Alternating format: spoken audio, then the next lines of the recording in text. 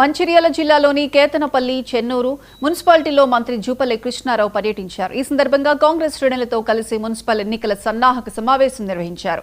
ప్రభుత్వం అమలు చేస్తున్న సంక్షేమ పథకాలను ప్రజల్లోకి తీసుకువెళ్లాలని కాంగ్రెస్ నేతలకు మంత్రి దిశానిర్దేశం చేశారు. కాంగ్రెస్ అభ్యర్థులు గెలిస్తే మంచిర్యాలలో మరింత అభివృద్ధి జరుగుతుందని తెలిపారు. అర్హత, ప్రజాదరణ ఉన్నవారికే పార్టీ బీఫామ్ ఇస్తుందని మంత్రి స్పష్టం చేశారు. బీఫామ్ రాని ఆశావాహులకు సముచిత స్థానం కల్పిస్తామని హామీ ఇచ్చారు.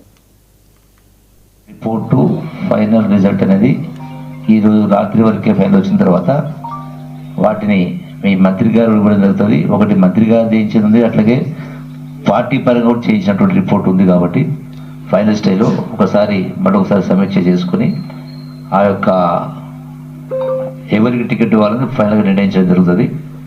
రేపే మీ దగ్గరకు వస్తుంది. అది దాని ప్రకారం ఇంతకుముందు ప్రెసిడెంట్ గారు చెప్పినట్టుగా అన్ని జాగ్రత్తలు తీసుకోవాలి. నామినేషన్స్కి సంబంధించి అది అప్లికేషన్ ఫిల్లింగ్ కావచ్చు, నంబర్స్ కావచ్చు, స్పెల్లింగ్ మిస్టేక్స్ కావచ్చు, అట్లాగే ఆధార్ నంబర్స్ కావచ్చు, బ్యాంక్ సర్టిఫికేట్ కావచ్చు, కుల సర్టిఫికేట్, ఇవన్నీ కూడా జాగ్రత్త తీసుకోవడం ఒకటి.